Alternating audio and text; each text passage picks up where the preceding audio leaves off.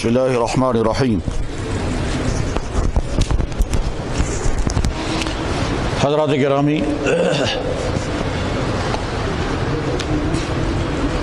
ابھی تھوڑی دیر کے بعد یہاں ایک نکاح ہونے والا ہے، اور ویسے بھی آج کل یہاں نکاحوں اور شادیوں کا سیزن ہے، اس لیے اسی کے متعلق چند گزارشات اس وقت کی جا رہی ہیں۔ پہلی بات یہ ہے کہ آج یکم محرم ہے، اور محرم کے مہینے کے متعلق جو طرح طرح کی احمقانہ باتیں سوسائٹی میں پھیلی ہوئی ہیں، انہی میں سے ایک بات یہ بھی ہے کہ محرم میں کوئی نیک کام کرنا ہی نہیں چاہیے۔ حتیٰ کہ ابھی صبح ایک گھر میں یہاں جھگڑا ہوا، اور وہ مجھے فون پر بتا رہے تھے کہ اب محرم شروع ہو گیا، رشتہ مانگنے نہیں جانا ہے، رشتہ قبول نہیں کرنا ہے، سگائی منگنی نہیں کرنی ہے، نکاح نہیں کرنا ہے، خیر کا کوئی کام نہیں کرنا ہے، کیونکہ محرم شروع ہو گیا، اور اگر محرم میں کوئی کام کیا جاتا ہے تاچکسن کربلا۔ یہ ہے سوچ، سراسر غیر ایمانی غیر اسلامی سوچ ہے۔ محرم مقدس مہینہ ہے، نہ کہ منحوس۔ محرم محترم مہینہ ہے، نہ کہ کوئی خرابیوں والا۔ اس لیے جہاں جہاں یہ بات کہی جاتی ہے محرم اسمت کہتے ہیں کی کرو، صاف صاف کہیے یہ جاہلانہ سوچ ہے، فاسقانہ سوچ ہے، غیر اسلامی سوچ ہے۔ نکاح کے متعلق جب یہ سوال کیا جاتا ہے کہ نکاح پڑھنے کی سب سے بہترین جگہ کون سی ہے، تو جواب آتا ہے مسجد۔ اور جب یہ سوال کیا جائے گا کہ نکاح پڑھنے کا سب سے بہترین دن کون سا ہے، تو جواب آئے گا جمعے کا دن۔ اور جب یہ سوال کیا جائے گا کہ نکاح پڑھنے کا سب سے بہترین وقت کون سا ہے، تو جواب آئے گا عصر کے بعد۔ اور جب سوال کیا جائے گا کہ نکاح پڑھنے کا سب سے بہترین مہینہ کون سا ہے، تو جواب ہے شوال کا مہینہ، کیونکہ جناب رسول اکرم صلی اللہ علیہ وسلم کا نکاح حضرت عائشہ صدیقہ رضی اللہ تعالیٰ کے ساتھ شوال کے مہینے میں ہوا تھا۔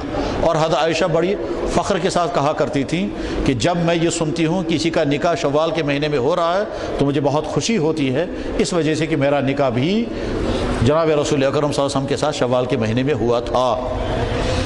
اب اگر ہم شوال کے مہینے میں نہیں محرم کے مہینے میں نکاح کر رہے ہیں تو بالکل درست، بہتر، مناسب، بہت موزون نکاح ہے۔ محرم کے بارے میں یہ سمجھنا کہ محرم میں کوئی نیک کام نہیں کرنا چاہیے، محرم میں کوئی رشتہ نہیں مانگنا چاہیے، محرم میں رشتہ قبول نہیں کرنا چاہیے، محرم میں نکاح اور شادیاں نہیں ہونی چاہیے، میں پھر عرض کرتا ہوں یہ جاہلانہ سوچ ہے، فاسقانہ سوچ ہے، سراسر غیر اسلامی سوچ ہے۔ اسلام اس کی کوئی گنجائش نہیں ہے۔ محرم مقدس اور محترم مہینہ ہے۔ پھر اس محرم کے مہینے میں صرف امام حسین ہی کا واقعہ نہیں، امام حسین کے واقعے سے زیادہ بڑے خطرناک واقعات اس محرم کے مہینے میں ہو چکے ہیں۔ اور ان خطرناک ترین واقعات میں سے، نہایت ہی غمناک واقعات میں سے ایک بھیانک واقعہ وہ بھی ہے کہ حضرت عمر ابن خطاب رضی اللہ تعالیٰ عنہ کو یکم محرم ہی میں فجر کی نماز میں چھرا مارا گیا تھا، اور جس میں ان کی شہادت ہو گئی تھی۔ اور تنہا ایک حضرت عمر ابن خطاب کی شہادت نہیں، بلکہ جب حضرت عمر ابن خطاب رضی اللہ تعالیٰ عنہ نماز پڑھانے کے لیے تشریف لائے، فجر کی نماز، اور امامت کی جگہ پر کھڑے ہو گئے، اور وہاں اس شخص نے جس کا آستانہ آج بھی ایک ملک میں بنا ہوا ہے، اس شخص نے جب کھنجر مارا ہے دوداری تلوار کے ساتھ، اور حضرت عمر رضی اللہ عنہ کا سارا پیٹ اس نے زخمی کر دیا۔ پھر وہاں سے نکل کر کے جو صحابی اس کو سامنے آتا گیا ان کے، اور 8 یا 9 صحابہ کو اس نے شہید کیا، اور جب وہ آگے نہیں نکل سکا تو بعد میں اس نے خودکشی کر لی تھی۔ یہ بھیانک واقعہ بھی محرم ہی کے مہینے میں پیش آیا، یعنی یکم محرم کو حضرت عمر بن خطاب رضی اللہ عنہ پر حملہ ہوا تھا۔ اور جب بعد میں حضرت عمر بن خطاب رضی اللہ عنہ تھوڑا ہوش آیا تو آپ نے پوچھا مجھ پر حملہ کرنے والا کوئی ایمان والا تو نہیں تھا؟ بتایا گیا کہ حضرت نہیں، کوئی ایمان والا نہیں۔ انہوں نے کہا الحمدللہ کہ میرے قتل میں کوئی ایمان والا شامل نہیں ہے، اگر میرے قتل میں کوئی ایمان والا شامل ہوتا تو مجھے دکھ ہوتا کہ قیامت کے دن میرے قتل کی وجہ سے وہ ایمان والا پکڑا جائے گا۔ بہرحال تو محرم کو منحوس سمجھنا، محرم کو فروز سمجھنا، یہ سب جاہلانہ سوچیں ہیں۔ محرم میں سارے کام کرنا درست اور جائز ہے۔ نکاح کے سلسلے میں ہم یہ منظر بھی دیکھتے ہیں کہ سادہ سے سادہ نکاح ہو رہے ہیں، قہوے پر دلہا رخصت ہو گیا، ہم نے وہ منظر بھی دیکھا۔ اور نکاحوں کے سلسلے میں جو فضول خرچیاں، بلکہ فضول خرچیاں نہیں، خدا کو غضب کی دعوت دینے والی حرکتیں ہو رہی ہیں، وہ بھی ہم سب کے سامنے۔ جب ساری رات گانے گائے جائیں اور پورے محلے کو اپنے لاؤڈ اسپیکروں سے پریشان رکھا جائے تو اس نکاح کے کامیاب ہونے کے امکانات کیسے ہو سکتے ہیں؟ جب ایک طرف سے کشمیریوں کی حالت یہ ہے کہ ایک باپ نے اپنے بچے کو فروخت کیا، بیچا، میں ان کو کیا ہے، میں اپنے گھر میں کہاں کھلاؤں گا اسے، اور فروخت کیا، اور غیر مسلم کو فروخت کیا، اور سال کے بعد وہ غیر مسلم واپس آیا، وہ جوڑا، اور اس باپ کو بلایا، کہا اپنے بیٹے کو دیکھو آ کر کے۔ وہ باپ دیکھنے کے لیے آیا، بیٹے نے کہا میں اس کو جانتا ہی نہیں، اس کو واپس کر دو، بیٹا ہندو بن گیا۔ جس کشمیر میں یہ واقعات ہو رہے ہوں، اس کشمیر میں کیا جواز ہے کہ صاحب آپ 50 کوئنٹل گوشت پکائیں گے اور بعد میں سڑکوں پر پھینکیں گے؟ کیا جواز ہے کہ آپ فخر کے ساتھ کہیں گے ہم نے 1 کروڑ روپے خرچ کیا شادیوں پر؟ میرے بات، کاش یہاں کے لوگوں کو سمجھ میں آ جائے اور اس فضول خرچی سے اپنے آپ کو بچائیں، جس فضول خرچی کے دلدل میں پھنستے جا رہے ہیں۔ روزانہ وازوان کو گالیاں بھی دے رہے ہیں اور کھا بھی رہے ہیں، جتنی مخالفتیں اس کی کرتے ہیں اتنا ہی اس کو پھیلا بھی رہے ہیں، کھا رہے ہیں اور اس کی مخالفت بھی کر رہے ہیں۔ تب نیاز کو بدعت یہ کچھ ختم کا سن، اور کھا رہے ہیں، کھلا بھی رہے ہیں اور کھا بھی رہے ہیں، اور ہر کچھ عرصے کے بعد پھیلا رہے ہیں۔ اللہ کے نبی علیہ السلام نے فرمایا تھا سب سے بابرکت نکاح وہ ہے جس میں لوڈ اور بوجھ کم بن جائے، اور ہماری شادیوں کا لوڈ اور بوجھ دیکھ لیجئے کیا ہے کہ صاحب صحت کا نقصان الگ، وقت کی بربادی الگ، پیسے کی بربادی الگ، خاندانوں کے خاندان لگے رہتے ہیں مہینوں تک، بلکہ بعض شادیوں میں تو سال ہا سال اسی ٹینشن میں رہتے ہیں اور اس کا پھر ایک دن میں ساڑا اڑا دیتے ہیں، اور ان شادیوں میں کہیں دین کو آنے ہی نہیں دیں گے، بس مجبور ہے ہم نکاح پڑھنے کے لیے، ورنہ اگر نکاح بیچ میں نہ ہوتا جو اسلام کا کام باقی ہم سارا وہی کرتے جو کافروں کے طریقے ہیں۔ تو فضول خرچیاں، ناچ گانے، فیشن کا مقابلہ، لڑکیوں کا ایک جگہ ملنا، حتیٰ کہ کتنے ہی نکاحوں میں بدکاریاں ہوتی ہیں، کیوں صاحب وہاں لڑکے سارے جمع ہوتے ہیں۔ تو نکاح کی ان مجلسوں میں جو مسجدوں میں کی جاتے ہیں، ایک مقصد یہی ہے کہ ان ایمان والوں کے ایمان کو جگانے کی کوشش کی جائے، ان کو سمجھایا جائے کہ تم اپنے نکاحوں کو اپنے لیے مصیبتیں بنا چکے ہو۔ اللہ نے اپنے نبی کو بھیجا تھا اور نبی کا ایک اہم ترین کام یہ بیان فرمایا تھا کہ یَضَعُ عَنْهُمْ إِصْرَهُمْ وَالْأَغْلَالَ الَّتِي كَانَتْ عَلَيْهِمْ، جن بوجھوں نے ان کی گردنوں کو جھکا دیا ہے، ان کی کمریں توڑ دی ہیں، میرا نبی آ کر کے وہ بوجھ تمہارے کندھوں سے اتار دے گا۔ ہم نے حضرت آپ نے تو اتار دیا تھا، ہم پھر چڑھائیں گے، اور چڑھائیں گے تو اس کا نتیجہ یہ ہے کہ صاحب 40 سال کی عمروں کے لڑکے اور لڑکیاں ہوں گے، رشتہ نہیں ہے۔ کیوں نہیں ہے رشتہ؟ کیونکہ رسمیں پوری کرنے کے لیے وسائل نہیں ہیں۔ تو جب رسمیں پوری ہو جائیں گی، ان رسموں کے پورا کرنے کا انتظار میں ہیں، چاہے تب تک ان کی جوانیاں ڈھل جائیں اور وہ جوانیوں کی ساری عمریں ختم ہو جائیں۔ بعد میں دوسرا مسئلہ کیا؟ رشتے ہو گئے، اب اولادیں نہیں ہو رہی ہیں، رشتہ ہو گیا جناب اولاد نہیں۔ کیوں اولاد نہیں؟ آپ بڑھاپے میں آ کر کے رشتے کر رہے تو اولادیں کہاں ہوں گی؟ اب تو بڑی مشکلوں سے رشتے ہوئے تھے، اب رشتے ہونے کے بعد آپ کبھی کہتے ہیں صاحب اب مرد کا ٹیسٹ الگ کرو، عورتوں کا ٹیسٹ الگ کرو، ہمیشہ قصور کیوں؟ ہمیشہ قصور، بچہ جو ہے وہ مرد کو نہیں ہے یا عورتوں کو نہیں ہے؟ کیوں؟ بڑھاپے میں جا کر شادیاں بکثرت یہ کیس سننے میں آتے ہیں، جب کہتا ہے کرا وہ رشتے وہ جنا اولادی بچہ ہی نہیں ہے۔ اب بعد میں کمیٹی والے آ کے کہتے ہیں اس کا بھی ٹیسٹ کرائیں گے، اس کا بھی ٹیسٹ کرائیں گے، اور اس کے بعد پھر آگے چل کر پھر کیا کہتے ہیں کہ لگا صاحب اب آئی وی ایف کریں گے، اب وہ نقلی بچے لائیں گے۔ بلکہ اب تو ایک اور سلسلہ شروع ہوا تھا، لیکن اللہ نے شاید اس کو ابھی روکا ہے۔ وہ کیا ہے کہ صاحب ادھر باہر ملکوں میں عورتیں ہیں جو اپنے رحم کو کرائے پر دیتی ہیں، کہ صاحب آپ اپنا سرگرمی یا کیا کہتے ہیں اسے، عورتیں جو ہیں وہ رحم کرائے پر دیں گی، 9 مہینے میں آپ کو بچہ پیدا کر کے دے دوں گی، 1 لاکھ روپے مجھے دے دو۔ کشمیر میں بھی ایک بچہ آ چکا ہے ایسا، بڑے فخر کے ساتھ وہ گیا حیدرآباد، اور وہاں جا کر کے ایک عورت کو، اور عورت کے جسم میں وہ سیمن ڈال دیا، اور وہ سیمن کس طرح سے اسی کا نکالا یا کسی اور کا، اور اس عورت نے 9 مہینے بعد بچہ بڑے فخر کے ساتھ یہاں خاندان والوں نے استقبال کیا، تو میں نے بچ اس نے مس کی، مگر انہوں نے کیسے کہتا ہے حیدرآباد پر بچہ۔ یہ سب یہ نکاحوں کے ان رسموں کی وجہ نتیجہ ہے۔ رسموں نے نکاحوں کو مشکل بنا دیا، ان مشکلات کو کور کرنے کے لیے عمریں لگ رہی ہیں، دولتیں جمع کی جا رہی ہیں، اس کی وجہ سے رشتے دیر سے ہوں گے تو کامیاب نہیں ہوتے، اولادیں نہیں بنتی، اور اولادیں بنیں گی تو آدمی بوڑھا ہو چکا ہوتا ہے، تب وہ بچے چھوٹے چھوٹے ہوتے ہیں، بچہ جناب پان وہ تو بجرس اولاد چون خام میں کیا کر رہی اگر اسلامی اصولوں کے مطابق بالغ ہوتے ہی رشتے کر دیے جائیں اور آسان رشتے کر دیے جائیں اور اپنی دولتیں بچا لی جائیں تو بہت سارے خیر کے راستے کھل جائیں گے، مگر نہیں، یہاں تو شادیوں میں اتنی رسم، اتنے حرام کام جمع ہوتے ہیں شادیوں میں کہ ان کا شمار کرنا ہے بعض دفعہ مشکل ہوتا ہے کہ کتنے حرام جمع ہو جاتے ہیں اس میں، اور ایمان والے سننے کو بھی تیار نہیں ہیں، بلکہ اب تو بڑے فخر کے ساتھ کہتے ہیں دبن ہے یت خاندرس مند یہ سور یا سگرودو نے خاندر سوہا سے گو کہتا، وہ کہتے ہیں وہ موتوان ہوتا ہے، ہم اگر گائیں گے نہیں، ناچیں گے نہیں، لاؤڈ اسپیکر نہیں، اللہ اکبر۔ جناب رسول اکرم صلی اللہ علیہ وسلم مسجد نبوی میں اعتکاف فرما رہے ہیں، کچھ صحابہ زور سے تلاوت کر رہے تھے، آپ نے سر مبارک باہر نکال کر کہا کچھ لوگ نماز پڑھ رہے ہیں، تم لوگ زور سے تلاوت کرتے ہو، ان کی نماز میں خلل ہوگا۔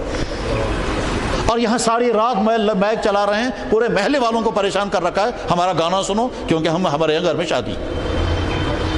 ابھی تقریباً 15 دن پہلے ایک محلے میں جھگڑا ہو گیا، کیا صاحب ایک گھر میں شادی تھی، انہوں نے مائک لگائے، پورے محلے کو رات بھر جگایا، اگلے دن محلے کے کچھ لوگ ان کے گھر کے دبن ہے تو اگر کھاند روسو محل کا سنو پریشان کرے، وہاں لڑائی ہو گئی، اور وہ کہتے ہیں ایسا کھاند تو کیا شروع کا وہاں جھگڑا ہو گیا، بعد میں بیچ میں پولیس آئی کہ کیا کیا ہوا، یہاں تک امت کو پہنچی۔ جس دین میں حکم یہ ہو کہ دوسرے کی نیند میں خلل اگر ہو رہا ہو تو آپ زور سے تلاوت نہیں کر سکتے۔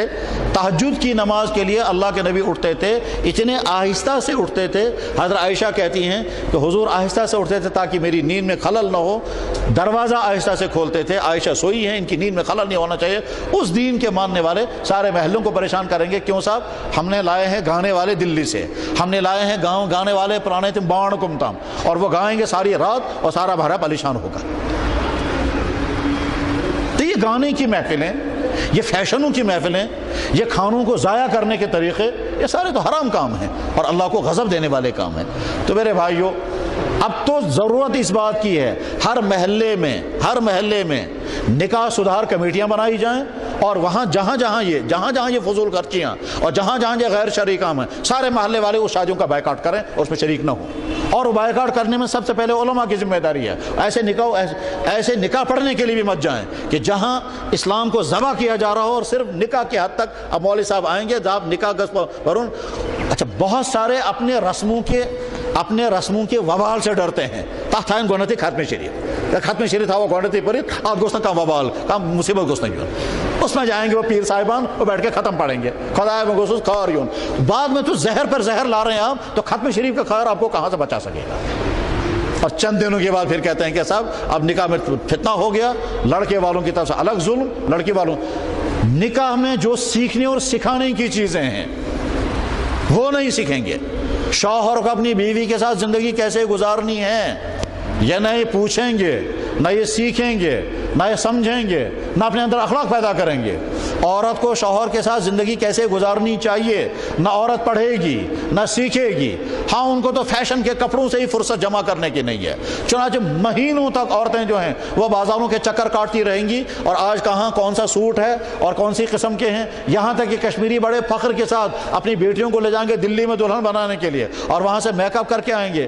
چنانچہ ابھی کچھ دنوں پہلے بیچاری ایک خاتون کو وہاں سے دلی سے لے آئے میک اپ کر کے، اس کو کہا ہلنا بھی مت، تیرا میک اپ خراب ہو جائے گا۔ وہ بیچاری بیمار ہو گئی یہاں آ کر، اور جس دن اس کو رخصت کیا جا رہا تھا اس دن روئی، اب جب روئی تو سارا میک اپ اتر گیا، تو لاکھوں روپے ختم ہو گئی اسی میں۔ عقل مند انسان کیسی کیسی بیوقوفیاں کرتے ہیں، کتابوں میں عقل مندوں کی بیوقوفیاں اس کی علامتیں بھی لکھی ہیں، چنانچہ لکھا ہوا ہے وہ عقل مند انسان بیوقوف ہے جو پرہیز نہ کرے اور پھر کہے گا بگوسو ٹھیک ہے سو کو بیوقوف عقل مند۔ وہ عقل مند انسان بیوقوف ہے کہ جو بیوی کو ستائے اور پھر کہے گا میں خوش رہوں گا۔ وہ عقل مند انسان بیوقوف ہے کہ جو دوسروں کو گالیاں دے اور امید رکھے یہ میرا احترام کریں گے۔ وہ عقل مند بیوقوف ہے کہ جو عقل مند بیوقوف کیسے ہوگا، یہ دونوں جمع، عقل اللہ نے دی ہے، کر رہا ہے بیوقوفی کا کام۔ وہ عقل مند انسان بیوقوف ہے جو دوسروں پر ظلم کرے اور امید رکھے گا بروز خوش ہو کر میں سے سکھ۔ اسی طرح سے وہ عقل مند مومن ایمان والا بیوقوف ہے جو اللہ کو غضب کے کام کر رہا ہے اور ادھر سے ختم شریف کے ذریعے کہتا ہے یا اللہ میں کو خور کا سن کار خور کا انجام ٹھیک پڑ۔ میرے بھائیو نکاح آسان اور رسموں سے بچا کر کے کرنے کا مزاج اگر بنتا ہے تو بہت سارا خیر وجود میں آئے گا۔ میں نے اپنے یہاں کے بڑے ذمہ دار انسان سے میں نے ایک دفعہ کہا آپ 1 سال کی شادیوں کے خرچوں کا حساب لگائیں، تو انہوں نے بہت دنوں تک حساب لگایا، اس کے بعد بتایا اتنے ارب کتنے کھرب روپے جمع۔ کاش اتنی رقم یہاں کے لوگ کسی خیر کے کام پہ لگاتے۔ خیر کے کام ہزاروں ہیں، اگر خیر کے کام کا نہیں تو کم سے کم اپنی انڈسٹری کھڑی کرتے، یہاں کے ہزاروں نوجوان لڑکوں کو روزگار ملتا، اپنی حلال چیزیں ملتی۔ جب کشمیری باہر کے بنے ہوئے ہندوؤں کے ہاتھوں کے بسکٹ کھا رہے ہیں، اپنے کیوں نہیں بناتے؟ جب وہ باہر کا آیا ہوا گندا گوشت کھا رہے ہیں، اپنا شیف انڈسٹری کیوں نہیں کھڑی کرتے ہیں؟ جو باہر کی لائی ہوئی سبزیاں اگا رہے ہیں، اپنے یہاں کی سبزیاں کیوں نہیں پیدا کرتے ہیں؟ یہ ساری جو فضول خرچوں میں دولتیں جاتی ہیں، کاش وہ ان پر خرچ ہوں اور ہماری اسے اکانومی میں اس کا فائدہ ہوگا، ہمارے سماج میں فائدہ ہوگا۔ اور اس سے ہٹ کر ایک چیز اور کہ ابھی اسی ہفتے میرے بھائی نے مجھے بتایا کہ ہم سری نگر شہر میں ایک گھر میں گئے، کیونکہ پتہ چلا تھا کہ وہ کرسچنوں کے پاس پہنچتا ہے۔ ہم نے ان کے پاس جا کر کہا ایسا کیوں ہے؟ کہ لگا ہمارے گھر کی حالت دیکھو کیا ہے۔ گھر کی حالت ان کی یہ ہے کہ فاقے لگتے ہیں، اس لیے جب مسلمانوں نے مدد نہیں کی وہ کرسچنوں پہ جا کر کے مدد لے کر گئے، اور مسلمان اپنے لاکھوں روپے اڑا رہے ہیں پٹاخوں پر۔ اللہ اکبر! پٹاخے رات کو آدھی رات کے بعد پٹاخے اٹھیں، محلے والے جاگ جاتے ہیں، فائرنگ آ گئی کوئی نہیں، وہ کیسا پتہ چلا وہ تو پٹاخے ہیں، کیا صاحب دلہن روانہ ہو رہی ہے۔ یہ سارے کام اللہ کے غضب کو دعوت دینے والے کام ہیں۔ اس کے بعد پھر ہم خیر کی امیدیں رکھیں گے فرشتوں کے کامیاب ہونے کو میں؟ میرے بھائیو این خیال استو محال استو جنون، اللہ کے نبی نے جو فرمایا تھا اس کو سنیں، اس کو سمجھیں اور عمل کرنے کا ارادہ کریں۔ جن جوانوں کے ابھی رشتے نہیں ہوئے ہیں وہ ارادہ کر کے اٹھیں، انشاءاللہ ہم سنت کے مطابق رشتے کریں گے اور فضول خرچوں سے بچ کر کریں گے۔ اور جن کے ہونے والے ہیں وہ اپنے گھر والوں سے، اور یاد رکھیں آج کے زمانے میں آسانی سے ملنے والے ہیں، آپ تو گھر والے آپ کے مخالفت کریں گے۔ یہاں تک کہ یہاں سری نگر شہر میں ایک لڑکے نے وعدہ کر رکھا تھا میں سنت کے مطابق کروں گا، گھر والوں سے بھی کہا تھا یہ علم خاندراج بکر سن دبنا اسٹیج مسلمان اس کے استقرار ہوتی ہے۔ اس کے بعد جب رشتہ ہو گیا، اب وہاں سے کوئی رسم کی اٹیچی آ گئی، اس نے کہا جی واپس کرو۔ والدین نے کہا دیکھو اب نیا رشتہ ہوا ہے، مناسب نہیں ہے واپس کرنا، آج رکھ لیتے ہیں آئندہ نہیں لیں گے۔ کچھ دنوں بعد اب ایک اور اٹیچی آ گئی، اٹیچی نہیں، کچھ دنوں بعد عید کا دن تھا، روز کشاد۔ کیا سر روز کشاد؟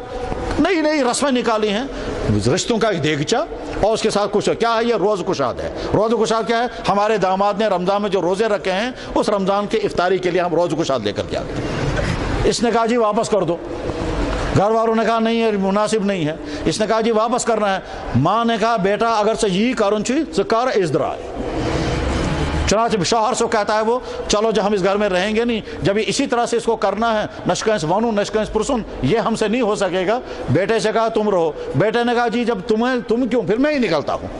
چنانچہ ادھر سے ماں باپ نکلے، ادھر سے بیٹا نکلا، 4 سال ہو گئے وہ بیٹا ہی ہاتھ نہیں آتا، وہ گیا کہاں ہے؟ رسموں کی بنا پر اپنے بچے کی زندگی تباہ کر دی۔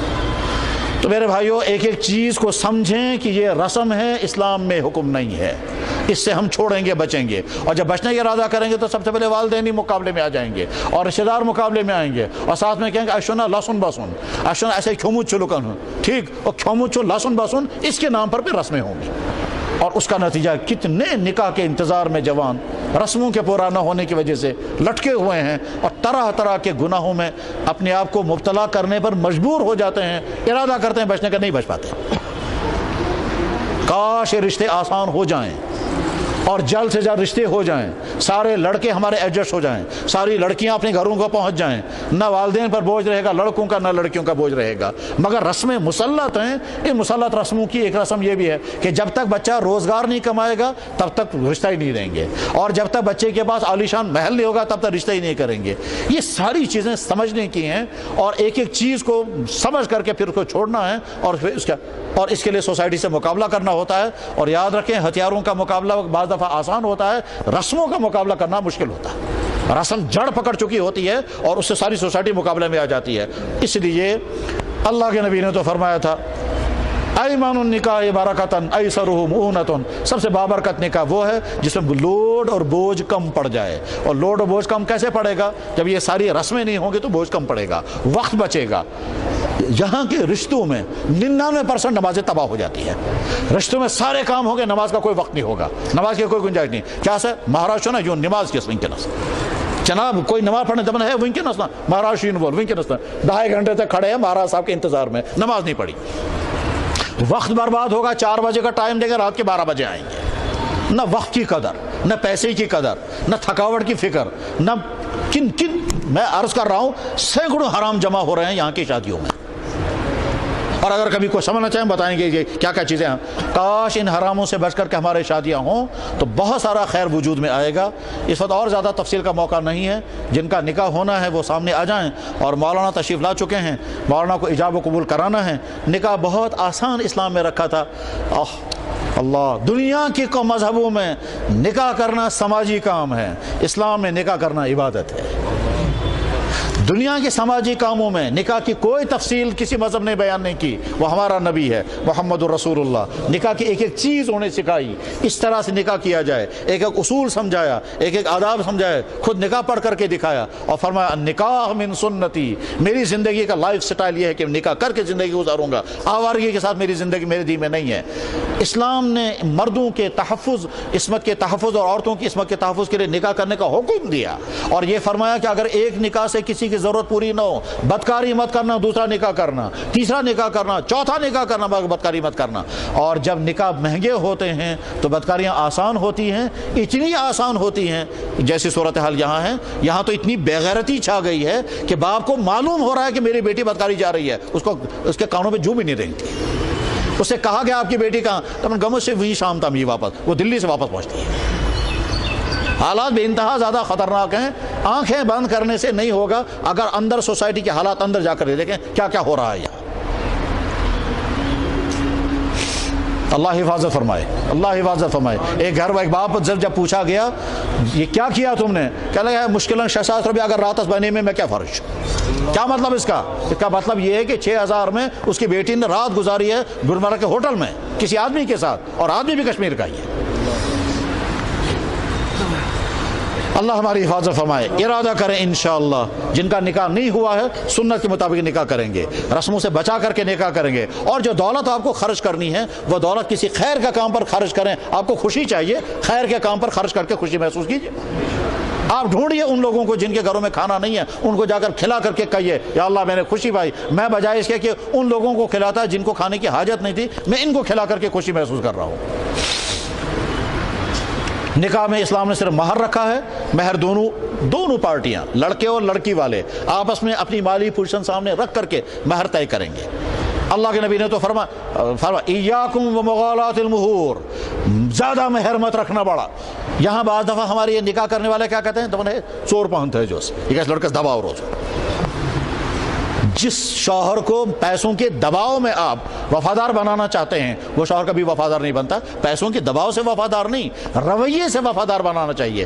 کاش ہم اپنے لڑکے اور اپنی لڑکیوں کو سمجھائیں, ایسی محبت کرو کہ تمہارا شوہر تمہارا وفادار بنے, تمہاری بیوی تمہارے وفادار بنے. پیسوں کے دباؤ میں رکھ کر کے کہیں الاؤ پان تھے جو تاکہ پریشر روزس پونسو پہنچا. پیسے سے محبتیں نہیں پیدا کی جاتی, پیسوں سے رویے ٹھیک نہیں کیے جاتے ہیں. مہر مناسب اتنا ہونا چاہیے جتنے لڑکے کی مالی پوزیشن ہے, اور ادا کرنے کی جلد فکر کرنی چاہیے. بلکہ سب سے بہتر مہر وہ ہے جو نکاح مجلس میں یا پہلی ملاقات پر مہر ادا ہو جائے, سب سے بہتر مہر وہ ہے. یہاں ہمارے سماج میں وہ جو مہر کے علاوہ تھان, یہ تھان دنیا میں کہیں نہیں ہے. یہ صرف یہاں کشمیر میں, وہاں قاضی گونڈ سے لے کر اوڑی تک, بس اور کہیں نہیں ہے یہ تھان. یہ لفظ بھی کہیں نہیں ہے, یہ صرف یہاں کشمیر میں ہے. اور بعد میں سمجھ میں بھی نہیں آتا یہ تھان ہے کیا چیز. یہ گفٹ ہے, یہ ہدیہ ہے, یہ صدقہ ہے, یہ امانت ہے, یہ عاریت ہے, یہ واپس دینا ہے, یہ لڑکی کا حق ہے یا لڑکے کا حق ہے, کچھ نہیں پتہ چلتا. اور نہ کوئی عدالت اس کا فیصلہ کر سکتی ہے, نہ کوئی عالم اس کا فیصلہ کر سکتا ہے, کیونکہ لفظ جو ہے یہ ڈاؤٹ فل لفظ ہے, یہ تگڑمی لفظ ہے, کچھ پتہ نہیں ہے کیا چیز. اور ایک دفعہ ایک جج نے مجھے بلا کر کے کہا, وہ ہندو جج تھا, وہ جموں ایریا کا, کہنے لگا جناب ہم کو سمجھ میں نہیں آتا یہ تھان آپ کے ہاں ہے کیا, یہ لڑکے کو دینا ہے کہ لڑکی کو. میں نے کہا کیا ہوا, کہنے لگا ہمارے ہاں کئی مقدمے ہیں, میری سمجھ میں نہیں آتا, وہ کہتا ہے ہم کو دے دو, وہ کہتا ہے ہم کو دے دو. میں نے سوچا کوئی اچھا تھان ہوگا, میں نے کہا مجھے پہلے دکھاؤ. وہ بعد میں نکلا گولڈ. میں سمجھا یہ تو گولڈ ہے, تھان کہاں ہے, کہنے لگا جی اسی کے نام تھان. تو یہ تھان وان کا چکر ختم کر دیں. تھان کے نام پر جو کچھ دیتے ہیں اس کا مہر نام رکھو, اور اگر آپ مہر اس کو نام نہیں رکھنا چاہتے تو پھر کلیئر کرو, یا تو ہماری طرف سے یہ ہدیہ ہے اور لڑکی مالک بن جائے گی, اور اگر آپ ہدیہ نہیں دینا چاہتے آپ صاف صاف بول دیں ہم جو کچھ یہ لا رہے ہیں زیور یہ ہماری طرف سے عاریت ہے, صرف استعمال کرنے کے لیے ہے, جب ہمیں مجبوری ہے پڑے گی ہم واپس لے لیں گے. نکاح کے مجلس میں یہ کلیئر ہو جانا چاہیے, اور لڑکی والوں کو بھی ذہن میں رہنا چاہیے یہ تو ہے مہر, اس کا مالک لڑکی ہے, اور یہ ہے عاریت کے طور پر, عارضی طور پر, صرف استعمال کرنے کے لیے. استعمال کرنے کے لیے جب وہ قبول کریں گے ذہناً تیار رہنا ہے, جب یہ واپس مانگیں گے ہم کو واپس کرنا ہوگا. یہاں بر صغیر کے سماجوں میں نے کوشش کی, میں نے مکہ مکرمہ کا نکاح نامہ بھی دیکھا, مدینہ طیبہ میں نکاح پڑھتے ہوئے دیکھا, پاکستان کے نکاح نامے دیکھے, ہندوستان کے مختلف علاقوں کے نکاح نامے دیکھے, معلومات کی تو پتہ چلا ہر جگہ یہ مختلف قسم کے. کراچی میں کچھ خاندان ایسے ہیں جو مہر کے علاوہ کچھ چیزیں دیتے ہیں اور اعلان کرتے ہیں یہ صرف یوز کے لیے ہیں, ہم جب چاہیں گے واپس لے لیں گے. مراد آباد میں خاندان ہیں وہ مہر کے علاوہ کچھ زیورات دیتے ہیں, یہ صرف استعمال کرنے کے لیے ہیں, بعد میں ہم وہ زیور واپس لے کر کے سونار کو دے دیں گے, ہم صرف استعمال کرنے کے لیے لائے ہیں, ہم تو صرف اتنا آپ کو دیں گے جتنا مہر طے ہوا ہے. اور یہاں کشمیر میں تھان کے نام پر جو دیا جاتا ہے یہ ڈاؤٹ فل ہے, آگے چل کر کے اختلاف ہو جاتا ہے. اس لیے نکاح کے مجلس میں کلیئر ہو جانا چاہیے کہ صاحب یہ جو ہم تھان دے رہے ہیں یہ ہم یا تو گفٹ ہے تو پھر واپس نہیں مانگنا, اور یا پھر عاریت ہے, امانت ہے, استعمال کرنے کے لیے ہے. تو لڑکی والوں کے ذہن میں رہنا چاہیے ہماری بیٹی کے پاس جو یہ زیورات ہیں یہ استعمال کرنے کے لیے ہیں, کچھ دنوں تک اپنا شوق نکالے گی, اس کار سے ماہرین روئے جی, جتنے دنوں وہ ماہری ہیں اتنی دنوں تک وہ شوق پورا کرے گی. سجانے کا شوق ہوتا ہے عورتوں کو, اور یہ کوئی غلط چیز نہیں ہے. کہاں کشمیر کے غربت کے زمانے میں, ڈوگروں اور سکھوں کے ظالمانہ دور میں جب یہاں بہت زیادہ غربت تھی, اس وقت زیورات نہیں بنا پاتے تھے تو مالدار جاگیرداروں سے زیورات لاتے تھے اور ایک ڈیڑھ مہینے کے لیے اس عورت کو سجاتے تھے, وہ بھی اپنا شوق پورا کرتی تھی. بس ایسے بنے ماہری, مہارانی, یہ جو نام ہے یہ بھی ہندوؤں کے نام ہے. مہاراز یا تھا مہاراجا سے مہاراج بنے ہو, اور مہاری بنے مہارانی سے. کیا بے کا لفظ چین ایسے وہ گئی آئے مہاری. زندگی میں تم مہارانی بنو یا نہ بنو, آج تم مہاری بن گئی. تو مہارانی آج بن گئی, یہ کچھ دنوں شوق پورا کرے گی, بعد میں وہ زیورات واپس لیے جاتے تھے اور ان کو دیے جاتے تھے. تو اس طرح سے اگر آج کوئی تھان کے نام پر صرف استعمال کرنے کے لیے چیز دے سکتا ہے, مگر نکاح کے مجلس میں پہلے بتاؤ, ڈاؤٹ میں مت رکھو. اور اس کے بعد پھر شوہر کی ذمہ داری ہے کہ وہ بیوی کے ساتھ سلوک وہ کرے جو ایک مسلمان شوہر کو کرنا چاہیے, اور وہ سیکھنا پڑے گا پہلے, پڑھنا پڑے گا پہلے. اور بیوی کی ذمہ داری وہ اپنے شوہر کے ساتھ ویسی زندگی گزارے جیسے ایک مسلمان خاتون اپنی بیوی اپنے شوہر کے ساتھ زندگی گزارتی ہے, اور اس کو سیکھنا پڑے گا, سمجھنا پڑے گا, علم بھی حاصل کرنا ہوگا, اپنا رویہ بدلنا ہوگا, اپنے اندر اخلاقی مزاج پیدا کرنا ہوگا.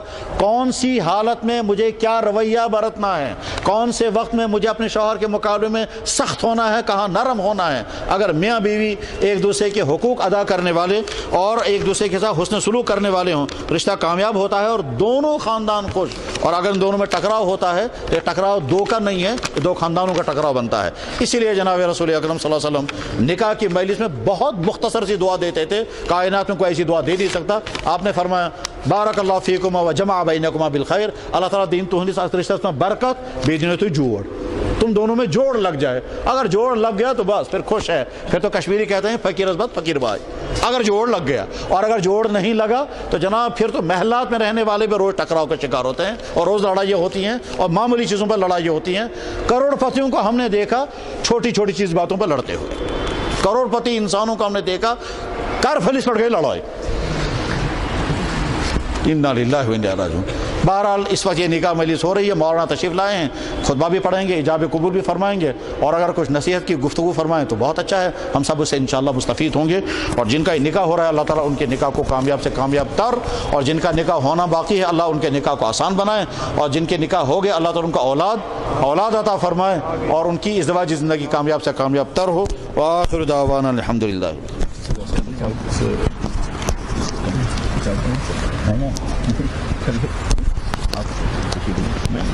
نہیں جب آپ کسی لے جائیں گے آپ جب